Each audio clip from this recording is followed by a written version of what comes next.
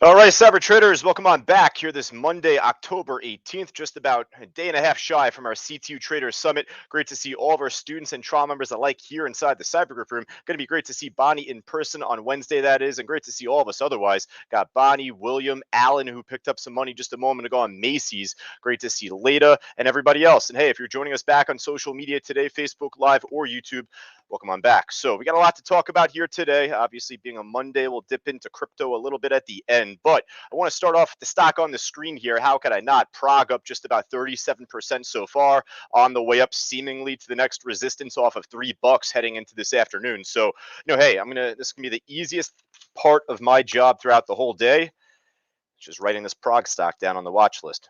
Really, it's a no-brainer, right? I mean, with this on the way up to a major resistance near the highs, cheapy, very tight spread, has been extremely tight in liquid order book throughout the whole day. So this is definitely one we'll put much more of a focus on heading into the afternoon. What we'll do is talk quickly about a couple of the other stocks that we ended up trading earlier today. I'll do a full review on this PROG in a moment, but we'll start off with number one, and it's the stock that's still the top percent gainer right now. IO just over 53% up on the afternoon. This stock's been a giant tease for us throughout the day today, and you could just look at the chart and see why. This stock, after the market opened up, it pulled back a bit, made a nice slingshot right here. It ended up beginning to peak back up. Well, from that point, ended up beginning to fall a bit flat, failed to break out over 210, 215 at the time.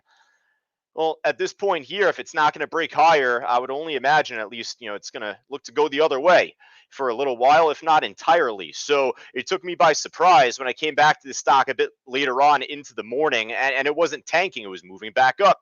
So there were a few points throughout the day where it was like that, where, if it's not going to make this big pop and run up, then I would like to think it's going to tank, and that's the end of the run. And this stock's likely to gonna just drop off and continue to drop.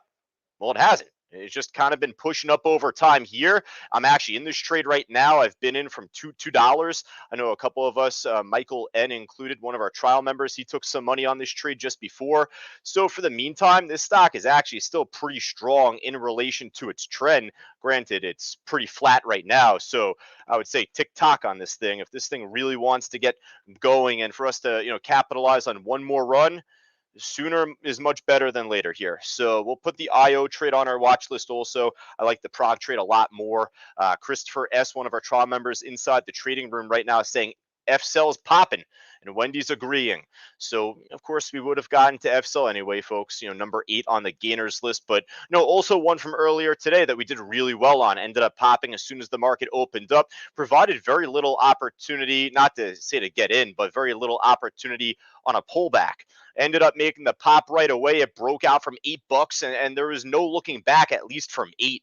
Really, from that point, moved all the way up towards 875, and going into the afternoon, especially late morning, early afternoon here, I was looking for the lower low. If it's not going to break higher, well, from that point, ended up building back up by the early afternoon. Of course, we saw it make another push back up, broke a new high, and nice call out here with it making a nice little pop back up. So yeah, the FCEL trade, definitely going to put this back on our main list. Kind of squeeze this in between the PROG and the IO.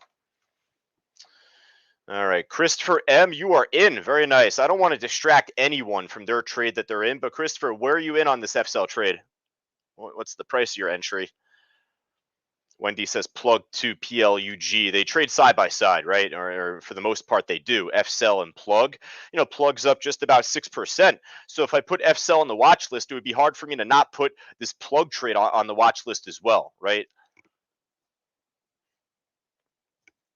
All right. Christopher says I got stopped out at 867 after 20 minutes, and then oh no, the damn thing ended up running back up without him. He said so. He may have posted that right before it ended up popping, and then it popped up without him. It looks like. All right. Well, you know what? Hey, there still could be plenty of room on this trade. Once we finish up this afternoon meeting, of course, we'll kind of regroup, reset, and hopefully this doesn't pop up before we finish. So there could still be a higher low to be made and a push back up to make a new HOD later on. All right. All right, so getting back to IO at least, because that's on our watch list, already, and so is FCEL, but really we'll kind of just skim it right from the top. So getting back to IO, it is for me just to say, we did have a really big resistance all throughout the day today. It's still showing, of course, at 220, but if IO breaks over 220, I'll bring up the level 4 screen here very briefly. If this could break over 220, you would assume your next major resistance. It popped up here shortly prior to 1:30 Eastern time. A big iceberg order sitting at 239 on the ask. 239, then 250. It actually looks like the guy that was at 279 pulled his order and placed it here. It's pretty interesting to spot.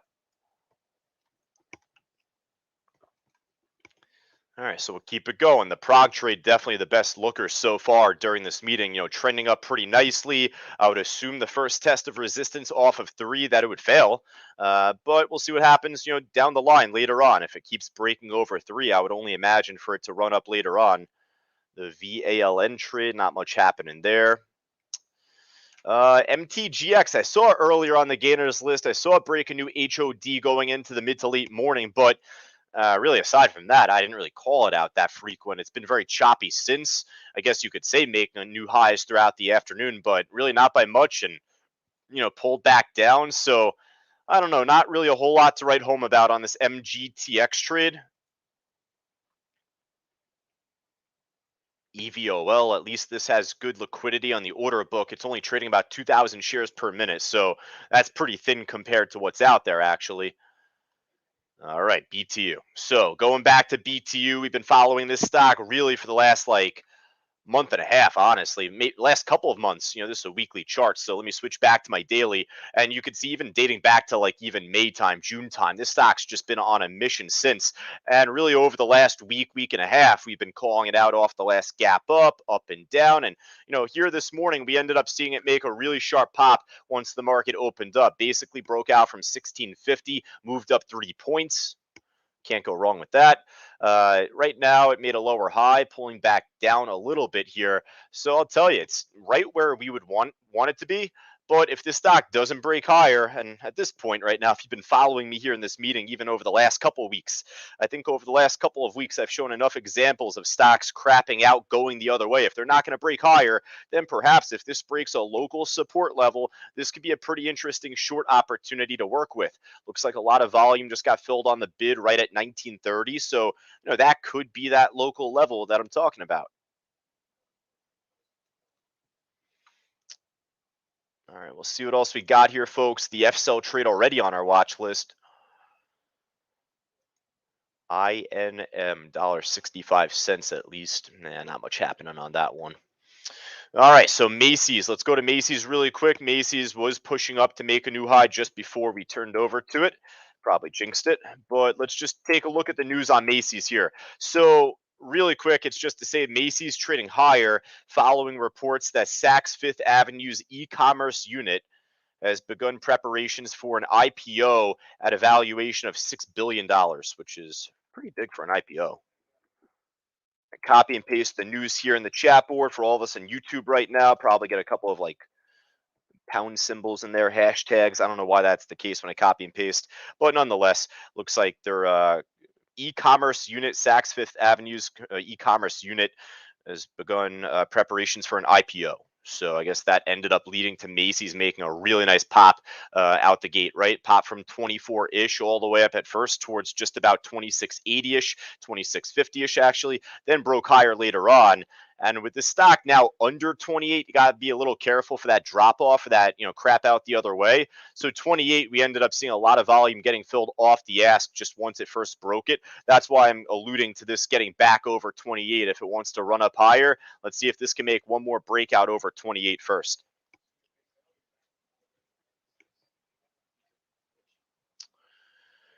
All right, we keep it going here, folks. Got from Mitch Connor on YouTube. Welcome back, Mitch. I think you took a couple days off there. He's calling out the FTech trade. Actually, FTech's number 13 on the gainers list right now, so probably moving up as Macy's was, kind of dropping off a bit. So yeah, FTech right now, definitely a decent call from Mitch. cheapy. It's making a nice spike now. Went from like 183 up to just about 203 there, 204. Watch out for the iceberg orders on the ask right now at 207, 209. I don't know if those just popped up or if those were there for a little while. But for the meantime, FTech we'll put on the main list. I'm kind of catching myself right now, folks. So I don't want to make too big of a watch list here heading into this afternoon. It's only Monday. So normally there's not as much out there heading into a Monday or heading into a Friday, or otherwise if the market's extremely flat like it's been since basically 11 o'clock Eastern today. I know the SPY's been in a really tight range. I really don't expect for there to be like a whole lot out there. Raya and Mara are blockchain or Bitcoin mining affiliated stocks. Go back to our meeting that we had back. I think it was on Wednesday last week, not Friday, but it was to say, with these stocks trading near the highs heading into the close, they rarely, if ever, end up making the big, grand, pop, sexy move up that you would want to see. So, I'm sure one day I'll be wrong with that. I would be the happiest person in the world to be wrong on that subject. But I've been fooled too many times by those trades, so we're going to kind of pass on them for right now. Now, just a moment ago, this was from about 2:33 Eastern here, so about almost 10 minutes ago, Norman called out a pop on HX here. It's up just about 14% right now, and well, since he called it out, it's still hanging in there, trying to make another push. So, you know what? HX showing a lot of activity for us so far heading into this afternoon. It ended up making a big pop in pre-market, dumped off, ended up dropping all the way down towards just about 570, maybe even 550 there. So for what it's worth, it's making a nice bounce back up. So yeah, we'll put this on the main list.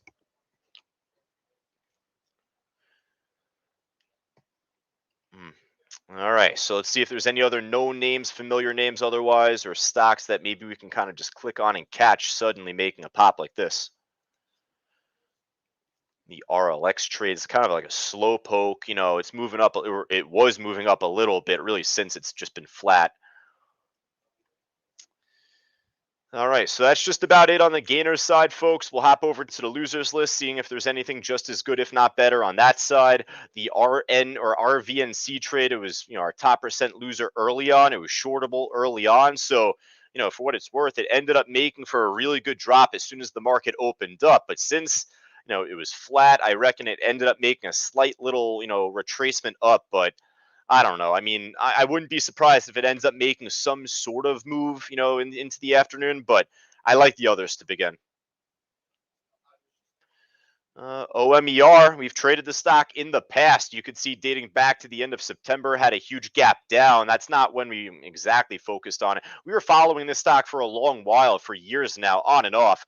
You could see dating back into, midway through 2020 or September of 2020, ended up making this big gap up, pop, and then complete drop off after, a little bit of a gap here. So, we're familiar with this trade. Right now, I don't know what happened as to why this stock is down just about 27%, but it seems to be trying to make its way back down, or it was. I guess it ended up holding off of like 562, inching up a bit. I'm more interested in this than the RVNC trade, to be honest. I don't know. I'll keep this on the side. If I feel real need to put the OMER trade on the watch list, I will. But I like this more than the RVNC trade, at least. Mankind, I don't think there's much of a need for us to put this on the watch list today. I think my job's safe. All right. So, folks, I think that's just about all you got from me here so far heading into the close. And I'll be very frank with you right now. I just got stopped out. Oh, no. On the IO trade. No, this thing just had a huge snap down. I was in from 2. I got stopped out exactly at 2 just now. It is what it is, folks. I don't want to be a jerk and not set a stop and then to come back to this thing down with me in it. So, hey, if there's an opportunity to get back in this thing, then I'll get back in this thing. It's as simple as that. I'll keep it on the watch list. But with this shakedown, I'm definitely more interested in right now on the PROG trade, on the FTech trade, which is actually making a new high right now as we're speaking. So there's definitely other opportunity. And hey, if IO ends up making a slingshot back up, then I'll be just as confident to re-enter the trade at that point. But after that last shake, I don't know now, folks. I don't know now. It's a shame. Didn't lose money on it, but I was up an easy 10 cents. I was hoping for a lot more. I took some money off the table before the meeting started, but it's a bummer. From Wendy, she's asking about the SoFi stock. I forgot about that one from earlier today, right? I mean, this one ended up making a nice run up after the market opened. I don't know if this was on the gainers side here. I guess there was more that was like up percentage wise, but it would be hard for me to not put this on the main list with it near the highs. Ended up making a really nice push upon the market open today.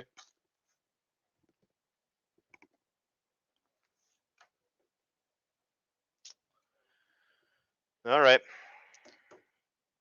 Let me know if there's anything else, folks, up, down, left, right, more than 5% that's making a move that you would want me to check out. And if not, then probably spare me a couple of minutes just to talk about crypto. And then if there's anything else after that, then I guess we'll hop back to that at the end.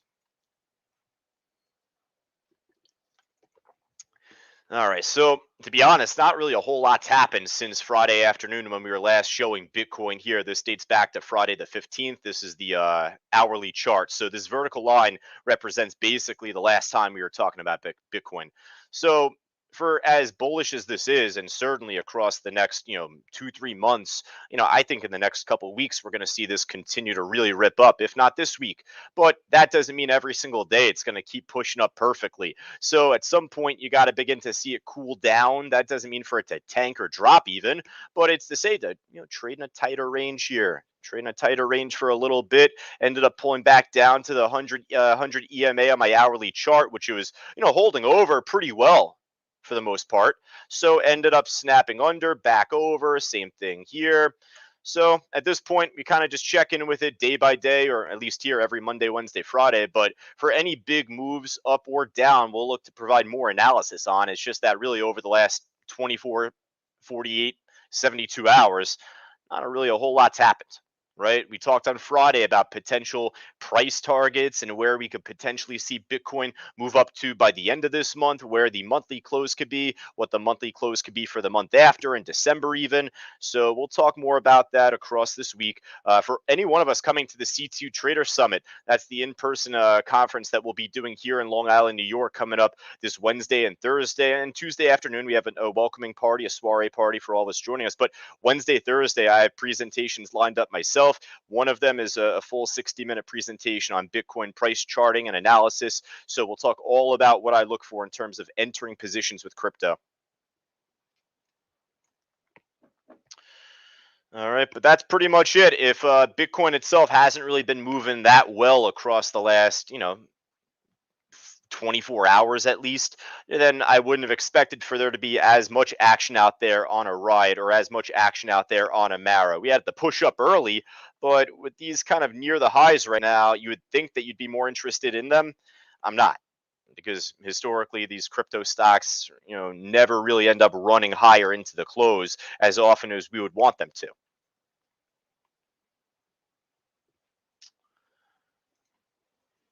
All right. How about this? Got a private chat from one of our new members here joining us. They were just asking, hey, how about this stock, DNN, uranium stock? It's up 8%, big volume. And to that member, that private chatted me that, I would say, well, 100% I agree. It's up 8%. It's cheap. The spreads are really tight. That's exactly what we would want a new trader or new member here to C2 to follow, at least compared to anything with a really, big spread and something that's a little bit more unbridled in that regard. I mean, this fits the bill, it fits the shoe. But the stock's not moving though. There's no movement on this stock across the last, you know, 48 minutes. I don't think that there's going to be much action for the next 48 minutes if I'm looking at this chart here. So this is really just a matter of opportunity cost. You don't want to be watching the grass grow, watching the paint dry. So that's where even on IO, that last shake, I'm more disinterested in that stock now in particular for that reason. But hey, if it holds and moves back up, that's where I'll try and re-enter. FTech here, off the pop, how could we not put this on the watch list? If we didn't see this stock pop and someone called it out and it was just flat, well, I'd say the exact same thing. If it was like this, that doesn't really show me enough, right? So hey, you're still learning and getting familiar with what we look for in stocks. I appreciate you asking, right? For a member that private chatted me that. But it's just to say, you don't want to be watching the grass grow there. That's all.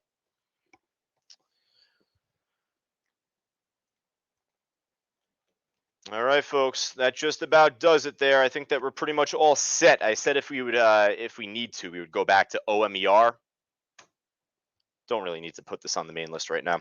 So I think in total we got 2, 4, 6, 8, 9 stocks actually I'm putting on the watch list, folks. So this is where I'll say that's like a slight difference between myself and Fausto, and that comes from sole experience. I mean, I've been doing this song and dance for 7+ years now, but at the end of the day, 7 years is still not as much compared to 30 years. So Fausto does a really efficient job at just keeping it simple. So listen, if there are stocks on this watch list that you would rather not follow, then don't follow them. Don't let it be a distraction to you. But otherwise, from this watch list, I would definitely recommend for you to start and stick with this list initially. And then otherwise, around 3:15, maybe 3 o'clock, once Rich jumps back on the mic himself, if there's any other stocks that end up making a move, then at that point, we'll look to rescan the market a lot more seriously from there and see if there's anything else that can make a run. All right. For all of us on social media, Facebook Live, YouTube, I appreciate you sticking with me each and every day, each and every afternoon. If you have any questions, feel more than free to send over a quick email right to my email address, josh@c2trading.com. Otherwise, if you're ready to make the plunge, join us live inside our trading room Monday to Friday, that is, or at least even continue the audio broadcast here for this afternoon. Feel more than free to do so by going right down to the link on the banner below the stream that you see just to get yourself started. All right. For Randy, for Leda, for Norman, for Dan, for all of us otherwise, live inside Cyber Group, I look forward to speaking to you folks pretty shortly from now. Take care.